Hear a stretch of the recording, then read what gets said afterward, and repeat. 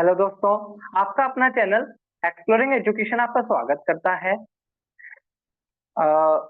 Daily GK के practice set में ये हमारा प्रैक्टिस सेट 3 है। हम डेली 9 बजे आप लोगों के लिए एक प्रैक्टिस सेट लेकर आते हैं जिसमें हम 25 क्वेश्चन देखते हैं जो डिफरेंट डिफरेंट सब्जेक्ट से होते हैं और उन क्वेश्चन से जुड़े हुए हम स्टैटिक चीजें भी देखते हैं। तो ये पुराना करंट अफेयर्स का पुराना क्वेश्चन आ गया, इसको मैं रिप्लेस कर देता हूँ, आप लोगों को आंसर बताना है। ठीक है, इसको मैं रिप्लेस कर देता हूँ, आप लोगों को आंसर बताना है। ठीक है, क्वेश्चन है, ठीक है, क्वेश्चन है कि अभी किस मंडाला सिटी कौन से देश में है? मंडाला नाम का शहर कौन से देश में है जहां पर 7.7 रिएक्टर स्केल का एक भूकंप आया है? तो इस क्वेश्चन के ऑप्शन आप लोगों के लिए थाईलैंड, म्यांमार, इंडोनेशिया और ऑस्ट्रेलिया। तो इस क्वेश्चन का जो सही आंसर है वो है म्यांमार। म्यांमार में एपिसेंटर रहा और मंडाला नाम के शहर में वहां पर क्या आया, ये एपिसेंटर था इस भूकंप का। 7.7 इसकी स्केल थी और भारत ने म्यांमार की मदद करने के लिए एक ऑपरेशन चलाया। उस ऑपरेशन का नाम है ऑपरेशन ब्रह्मा। ऑपरेशन ब्रह्मा। तो पहले वाले से हमने दो चीजें देख ली। नेक्स्ट क्वेश्चन की तरफ बढ़ते हैं। ऑप्टिकल फाइबर का इन्वेंशन किसने करा था? नरिंदर कैपने ने, पैरसिल स्पेंसर ने, टीएन मैमिया ने या सैमुअल कोहेन ने? तो जो ऑप्टिकल फाइबर है इनका जो इन्वेंशन करा था वो सैमुअल कोहेन ने किया था। ठीक है, सैमुअल कोहेन ने किया था।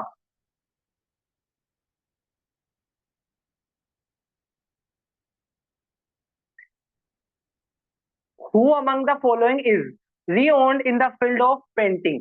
पेंटिंग के फील्ड में कौन से व्यक्ति थे जो फेमस थे? ठीक है, पेंटिंग के फील्ड में कौन से भारत के एक व्यक्ति थे, कौन से पर्सनैलिटी थे जो बहुत ज्यादा फेमस थे? परवीन सुल्ताना थे क्या, प्रोफेसर टीएन कृष्णन, राम किन्नर या राजा रविवर्मन? तो एक हिस्टोरिकल फिगर है हमारी राजा रविवर्मन जो बहुत बड़े आपके पेंटर थे। तो इस क्वेश्चन का जो सही आंसर हो जाएगा वो हो जाएगा D, Raja Ravi Varma. Next question की तरफ बढ़े तो कह रहा है इनमें से कौन सा नोबेल प्राइज, कौन से ऐसे पर्सनैलिटी है जिनको साइंस के फील्ड में दो नोबेल मिले, एक केमिस्ट्री में और एक फिजिक्स में? तो नाम है मैडम क्यूरी। ठीक है, नाम है मैडम क्यूरी।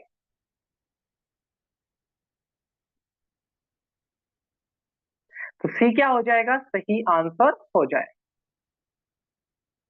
नेक्स्ट है who is the author of company of women? एक बुक है कंपनी ऑफ वुमेन। तो एक बुक से रिलेटेड क्वेश्चन आपका आता है तो खुशवंत सिंह ने एक बुक लिखी है, बुक का नाम है the company of women. The company of women नाम की बुक लिखी है खुशवंत सिंह ने। अगला कह रहा है सेकंड राउंड टेबल कॉन्फ्रेंस। तो बेसिकली क्या था, इसका नाम राउंड टेबल क्यों पड़ा? एक गोल मेज थी, इसको हिंदी में गोलमेज सम्मेलन कहते हैं। ये गोलमेज सम्मेलन लंदन में हुए और इन सम्मेलन का जो उद्देश्य था वो ये था कि भारत में हो रहे सविनय अवज्ञा आंदोलन में जो भारत के लोगों की जो डिमांड थी उसको सुना जाए और उस आंदोलन को किसी ना किसी तरीके से खत्म कराया जाए। तो इसको लेकर जो 3 राउंड टेबल कॉन्फ्रेंस होती है, पहला, दूसरा, तीसरा, जिसमें से गांधी जी ने सेकंड राउंड टेबल कॉन्फ्रेंस में पार्टिसिपेट करा था। उसके अलावा कह रहा है सेकंड राउंड टेबल कॉन्फ्रेंस में इनमें से कौन गया था? तो सरोजनी नायडू। सरोजनी नायडू इनमें से round table conference, second round table conference में गई थी। महात्मा गांधी जी भी सेकंड राउंड टेबल कॉन्फ्रेंस को उन्होंने अटेंड किया था। सरोजनी नायडू इंडियन नेशनल कांग्रेस की महिला पहली महिला प्रेसिडेंट थी, सरोजनी नायडू। इसके अलावा अरुणा आसिफ अली, अरुणा आसिफ अली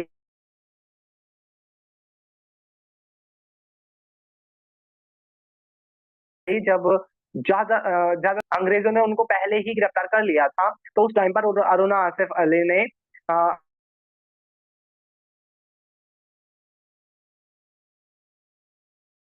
भारत छोड़ो आंदोलन को संभाला। कृपलानी भी 1946 के जो आपका मेरठ का जो सेशन हुआ था उसमें आयन की प्रेसिडेंट सुचित्रा कृपलानी, ये चीज आपने याद रखनी है।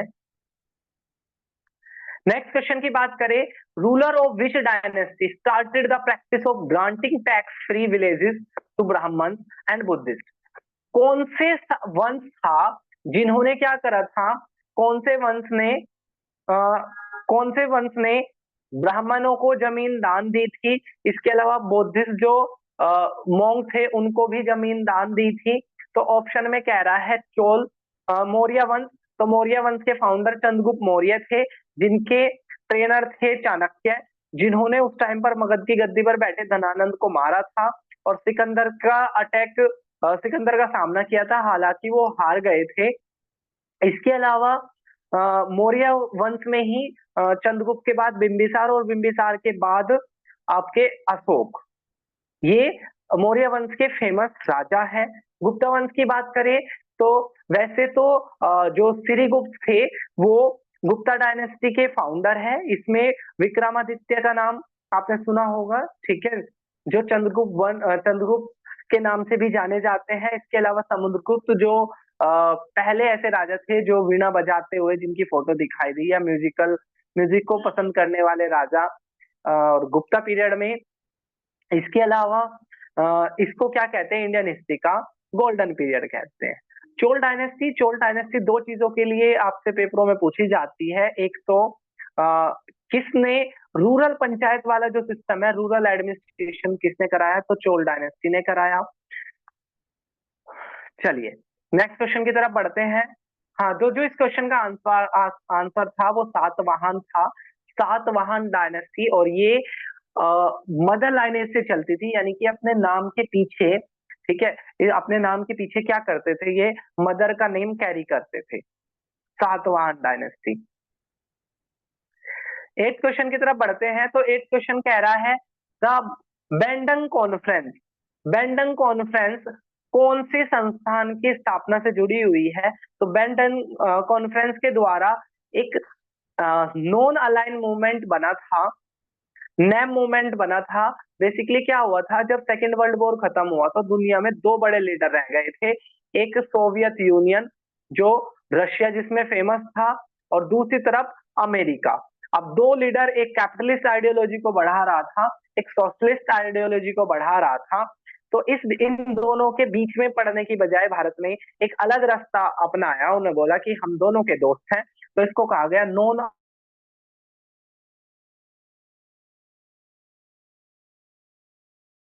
Align movement. और कंट्रीज में से शामिल होता है इंडोनेशिया के इंडोनेशिया हुआ और भारत हुआ, ठीक है। और इस तरह के और बहुत सारे देशों ने नॉन अलाइन मूवमेंट को एक्सेप्ट करा, और इनका उद्देश्य था कि भाई हम किसी भी ग्रुप के साथ नहीं है और किसी से भी हमारी दोस्ती किसी से भी, दोनों से हमारी क्या है, दोस्ती है। नॉन अलाइन मूवमेंट इसको कहा जाता है। यहाँ पर अगर बाकी ऑप्शन की बात करें तो प्रैक्टिस सेट का सबसे बड़ा फायदा ये होता है, क्वेश्चन से हम बहुत सारे क्वेश्चन देखते हैं। आसियान 1967 में बनने वाली संस्थान है।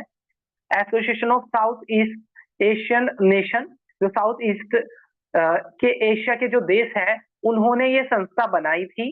और इनका भी सेम था कि भाई रशिया और इनसे ना क्या रहे, दूर रहे। और मनीला में इसका हेडक्वार्टर है। और पहले इसमें 5 मेंबर थे शुरुआत में, फाउंडिंग मेंबर। अब आसियान में 10 मेंबर। चलिए बढ़ते हैं हम आगे। The most important text of वैदिक मैथमेटिक्स इज, तो इनमें से जो पुस्तक है, जैसे शतपथ ब्राह्मण है, अर्थवेद है और चंद्रयोगा उपनिषद है, इनमें से किस में कौन सी एक मैथ की बुक है, तो शल्व सूत्र जो है ये दुनिया की पहली मैथमेटिक्स की पुस्तक मानी जाती है। शल्व सूत्र को दुनिया की सबसे पहली मैथमेटिक्स की बुक मानी जाती है। सी क्या हो जाएगा, सही आंसर हो जाएगा। नेक्स्ट है, कौन सा Indian state is broadly as large as the European nation Austria, Bharat में से कौन सा ऐसा राज्य है जिसका आकार ऑस्ट्रिया के जितना है। ठीक है, तो ये अप्रोक्स वाला क्वेश्चन है। तो वेस्ट बंगाल जो है वो राज्य है। बाकी जो राज्य है यहाँ पर इनकी राजधानी देख लेते हैं। केरल की राजधानी तिरुवनंतपुरम, वेस्ट बंगाल की राजधानी कोलकाता, उड़ीसा की राजधानी भुवनेश्वर और कर्नाटक की राजधानी बेंगलोर। नेक्स्ट क्वेश्चन की तरफ बढ़ते हैं। Which of the following district is on international border of India, इनमें से कौन सा डिस्ट्रिक्ट ऐसा है जो एक अंतरराष्ट्रीय सीमा को टच करता है। तो अनंतनाग डिस्ट्रिक्ट, अक्सर चर्चाओं में रहता है। अनंतनाग डिस्ट्रिक्ट जो है वो क्या करता है, इंटरनेशनल बॉर्डर को टच करता है। बी क्या हो जाएगा क्वेश्चन का सही आंसर हो जाएगा। Deposit of the ancient Tethys sea were folded to form the, basically क्या है, दुनिया पहले क्या था, जो अर्थ का जो लैंड वाला हिस्सा था वो सारा एक जगह था, और जो वाटर वाला हिस्सा था वो इसके चारों तरफ घूम रहा था। जो वाटर वाला हिस्सा था इसको पैंतलासा कहा गया था, और जो पानी वाला हिस्सा था इसको पैंजिया कहा था। अब क्या है, ये जो पानी है वो चट्टानों के अंदर घुस जाता है। अब ये पानी इस पैंजिया के अंदर घुस गया और इसने इस बड़ी सी चट्टान के दो हिस्से कर दिए। ऊपर वाले हिस्से को अंगारा लैंड कहा गया और नीचे वाले हिस्से को गोंडवाना लैंड कहा गया। अब पानी ने इस चट्टानों के और भी छोटे छोटे टुकड़े कर दिए और कुछ बड़ी बड़ी प्लेट बन गई और कुछ छोटी प्लेट बन गई। जो बड़ी प्लेट बन गई उनको हमने कॉन्टिनेंट महाद्वीप कहा, और बाकी और छोटी छोटी प्लेट बन गई। अब क्या हुआ, ये जो गोंडवाना लैंड वाला जो हिस्सा है, ठीक है, और जो हाँ इनके बीच में जो गोंडवाना लैंड और अंगारा लैंड के बीच में जो पानी का स्रोत था उसको हमने टेथिस सी कहा। अब क्या हुआ, इंडिया वाला जो प्लेट है ये इंडो ऑस्ट्रेलियन प्लेट का हिस्सा थी, लेकिन ये प्लेट यहाँ नीचे से खिसक कर ऊपर की साइड चली गई और ऊपर जाकर यूरेशियन प्लेट से जाकर टकराई। अब जो यूरेशियन प्लेट थी वो भारी थी तो वो तो नीचे धस गई, और ये इंडो ऑस्ट्रेलियन प्लेट ऊपर उठ गई, और इस ऊपर उठे वाले हिस्से को यहाँ हम हिमालय का नाम देते हैं। तो यहाँ पर क्वेश्चन ये कह रहा है कि जो टेथिस सी है, ठीक है, वो फोल्ड होकर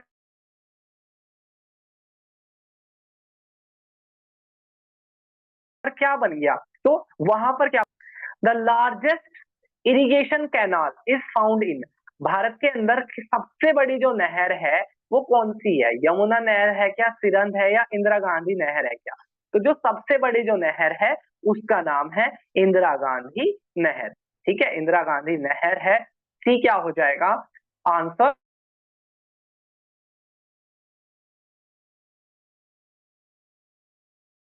हो जाएगा। एटमॉस्फेरिक प्रेशर, वायुमंडल क्या करती है, प्रेशर लगाती है, किस वजह से, तो रोटेशन ऑफ अर्थ, पृथ्वी अपने चारों तरफ वेस्ट टू ईस्ट घूमती है। रिवॉल्यूशन ऑफ अर्थ, पृथ्वी सूरज के चारों तरफ चक्कर घूम लगाती है। जब पृथ्वी अपने चारों तरफ चक्कर लगाती है उसे रोटेशन कहते हैं। इसमें लगभग 24 घंटे लगते हैं और इससे दिन रात बनता है। जो इससे सन के सामने वहां दिन, जो पीछे की साइड वहां रात। जो रिवॉल्यूशन है इसमें करीब 366 दिन लगते हैं और इसकी वजह से सीजन बनते हैं। इसके अलावा जो ग्रेविटेशनल पुल है, अर्थ क्या करती है, हर चीज को अपने सेंटर की तरफ खींचती है, इसी को ग्रेविटेशनल पुल कहते हैं। और इसी वजह से क्या होता है, वायुमंडलीय दाब पृथ्वी पर लगता है। तो सी क्या हो जाएगा सही आंसर हो जाएगा। नेक्स्ट है pruning is an essential part in cultivation. Oh, pruning इनमें से किससे जुड़ा हुआ है, रबड़ से, टोबैको से या कॉफी से। तो जो प्रूनिंग है वो टी, चाय के कल्टीवेशन से जुड़ा हुआ है, और चाय जो है वो आसाम में, ठीक है, चाय जो है उसका कल्टीवेशन कहाँ होता है, आसाम में इसका कल्टीवेशन होता है। और इन सब फसलों को बेवरेजेस क्रॉप कहते हैं। ऑपरेटिंग सरप्लस अराइजेस इन, देखो ऑपरेटिंग सरप्लस किसमें होता है, ठीक है, ऑपरेटिंग सरप्लस क्या होता है कि भाई आपने जितना पैसा लगाया था, ठीक है, उससे ज्यादा का आप प्रॉफिट कमा रहे हो, उससे ज्यादा का आपको वापस मिल रहा है, उसको ऑपरेटिंग सरप्लस कहते हैं। तो कह रहा है इनमें से किस चीज में ऑपरेटिंग सरप्लस होता है, क्या गवर्नमेंट सेक्टर में होता है क्या। तो जनरली जो गवर्नमेंट सेक्टर होते हैं वो फायदे के लिए काम नहीं करते, वो लोगों के कल्याण के लिए काम करते हैं, इसलिए उनमें ऑपरेटिंग सरप्लस नहीं होता। जब आप खुद के कंजप्शन के लिए करते हो तो वहां पर ऑपरेटिंग सरप्लस का मतलब ही नहीं होता है। जैसे आपने अपने खेत में गेहूं उगाया, आपने उस गेहूं को क्या कर लेते हो, आप कंज्यूम कर लेते हो, ठीक है, तो इस चीज से, इस वजह से उसका कोई मतलब ही इसमें नहीं रह जाता है। सब्सिस्टेंस फार्मिंग, सब्सिस्टेंस फार्मिंग क्या होता है, अपने गुजारे भर के लिए लोअर टेक्नोलॉजी के साथ, बिना इरिगेशन के सोर्सेज के साथ जब आप खेती करते हो उसको सब्सिस्टेंस फार्मिंग कहते हैं। और सब्सिस्टेंस फार्मिंग में भी बचत नहीं होती है।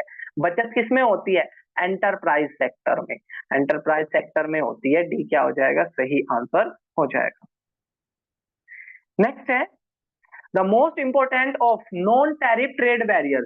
तो व्यापार पर दो तरह के रेस्ट्रिक्शंस लगते हैं, एक टैरिफ बैरियर, एक नॉन टैरिफ बैरियर।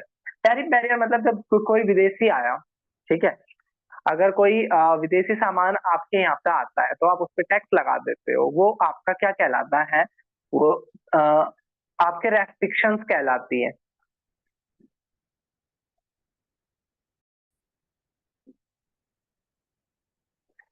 तो यहाँ पर क्या कह रहा है कि कौन सी ऐसी चीज है जिसके द्वारा आप नॉन टैरिफ ट्रेड बैरियर लगा सकते हो। तो देखो जो कोटा होता है, कोटा में क्या होता है कि भाई इतना ही चीजें क्या आ पाएगी, ठीक है, इतनी ही चीजें आप इंपोर्ट हो सकती है, इतनी ही चीजें एक्सपोर्ट हो सकती है, उसको कोटा कहते हैं। पोल्यूशन स्टैंडर्ड, यानी कि आप इन्वायरमेंट का ये बोल दो कि भाई आपकी जो इंडस्ट्री है, ठीक है, अगर वो इतना ज्यादा पोल्यूशन करेगी तो उस लेवल के बाद आपकी कंपनी को बंद कर दिया जाएगा या सामान, ये चीजें। लेबलिंग एंड पैकिंग रेगुलेशन, लेकिन जो इसका सही आंसर है वो health health regulation. Health regulation के through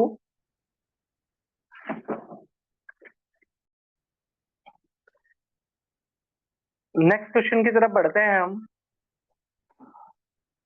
the maximum area under crop in India is use for the cultivation. वो कह रहा है कि भारत में सबसे ज्यादा कौन सी फसल उगाई जाती है, ठीक है, भारत में सबसे ज्यादा कौन सी फसल उगाई जाती है। तो जो गेहूं है, सॉरी राइस जो है, ठीक है, धान यानी कि चावल, वो सबसे ज्यादा उगाया जाता है। और इसका सबसे बड़ा प्रोड्यूसिंग स्टेट कौन है, इसका सबसे बड़ा प्रोड्यूसिंग स्टेट है वेस्ट बंगाल। अगर हम बात करें शुगर केन की, तो शुगर केन में यूपी और महाराष्ट्र टॉप है।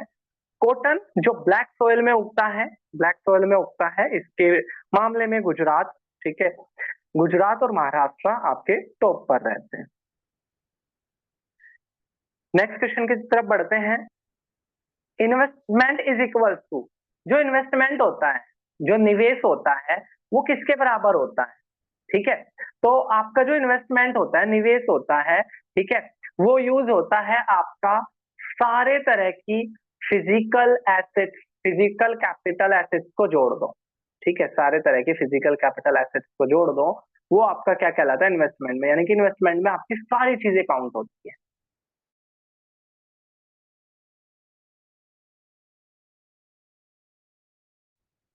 नेक्स्ट है इंडिया। तो जो भारत के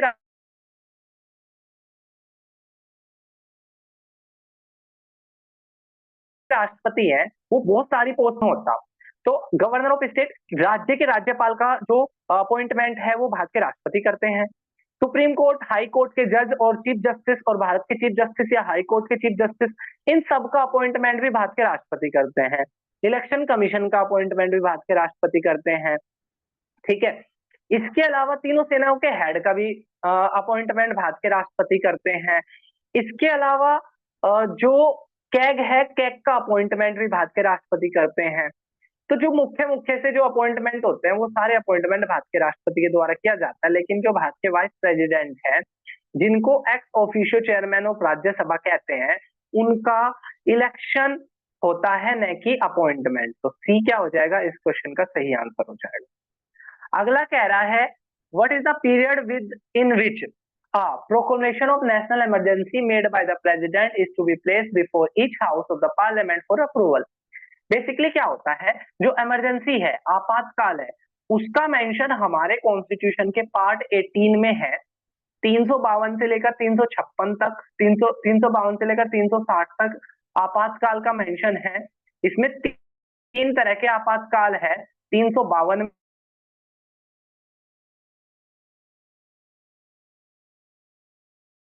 में, 356 राष्ट्रीय आपातकाल की बात करता है, ठीक है, नेशनल इमरजेंसी की बात करता है। ये क्या कहता है कि भाई जो भारत के राष्ट्रपति हैं, ठीक है, भारत के राष्ट्रपति है, वो कैबिनेट की लिखित सलाह पर भारत में आपातकाल लगा सकते हैं। आज तक भारत में 3 बार आपातकाल लगा है, ठीक है, 3 बार आपातकाल लगा है, 2 बार युद्ध की वजह से और एक बार 1975 में इंटरनल डिस्टरबेंस की वजह से। तो 1962 में लगा, 1971 में लगा और 1975 में लगा, 3 बार आपातकाल लगा। आर्टिकल 356 राज्यों के अंदर जो इमरजेंसी लगती है, जिसको स्टेट इमरजेंसी या प्रेसिडेंट रूल कहते हैं, इसमें आर्टिकल 355 के तहत गवर्नर भारत के राष्ट्रपति से रिक्वेस्ट करता है कि राज्य का प्रशासन अच्छे से नहीं चल रहा है और आप क्या कर दो, ये लगा दो। ठीक है, तो गवर्नर की रिकमेंडेशन पर भारत के राष्ट्रपति लगाते हैं, और सबसे ज्यादा बार आज तक जो लगा है वो यूपी में लगा है, सबसे लंबे टाइम तक जम्मू कश्मीर में लगा है, और सबसे पहला जो आपातकाल लगा था वो 1951 में पंजाब में लगा था। और डॉक्टर बी आर अम्बेडकर ने स्टेट इमरजेंसी के लिए ही कहा था कि भाई ये डेडलॉक में रहना चाहिए, मतलब ये प्रोविजन हमारे कॉन्स्टिट्यूशन में है, लेकिन इसको यूज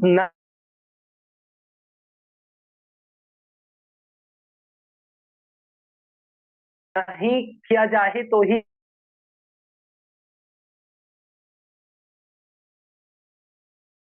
अच्छा है, यानी कि इसका प्रयोग करने की नौबत ना आए।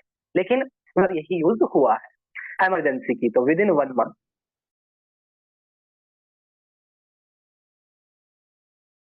और एक बार जो इमरजेंसी लगती है वो 6 महीने के लिए लगती है, जिसको कितनी भी बार बढ़ाया जा सकता है। जो है वो किससे जुड़ा हुआ है, तो फासिज्म बोलते हैं। साइंटिफिक सोशलिज्म जो तर्क संगत बातें करता है वो आपका साइंटिफिक सोशलिज्म कहलाता है। डेमोक्रेटिक सोशलिज्म चुने हुए व्यक्ति जो भारत सरकार के जो लोगों के द्वारा चुने जाते हैं, ठीक है, उनके द्वारा सरकार होनी चाहिए जो लोगों की भलाई के काम करे, उसको डेमोक्रेटिक सोशलिज्म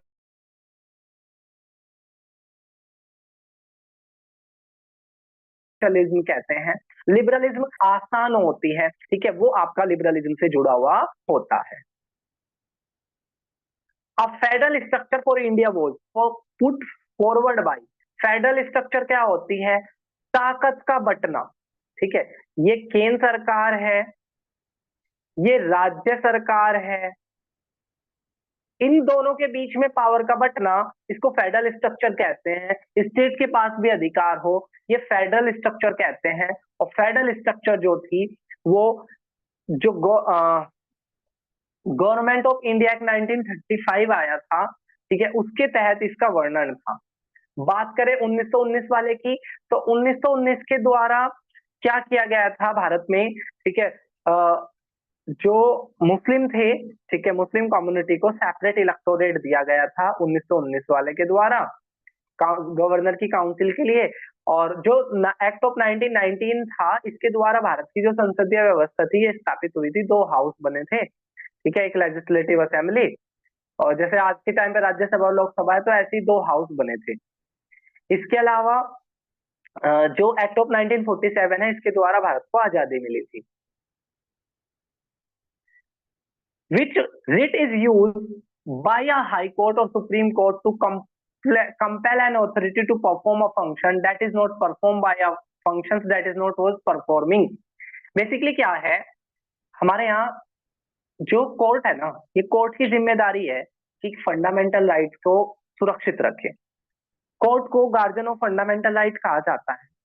तो आर्टिकल 32 के तहत फंडामेंटल राइट के प्रोटेक्शन के लिए सुप्रीम कोर्ट आर्टिकल 32 यूज करता है, और हाई कोर्ट आर्टिकल 226 के तहत रिट जारी करता है। ठीक है, तो जो सुप्रीम कोर्ट है वो 5 तरह के रिट जारी कर सकता है। आर्टिकल 35 के तहत 5 तरह की रिट जारी कर सकता है, जिसमें एक तो सेरिटोरी होती है। सेरिटोरी के तहत क्या होता है, जो भी रिकॉर्ड है, ठीक है, जैसे कोई भी केस चलता है तो उसकी फाइल बनती है, तो सुप्रीम कोर्ट अपने यहाँ पर उस फाइल को मंगा सकता है, रिकॉर्ड मंगा।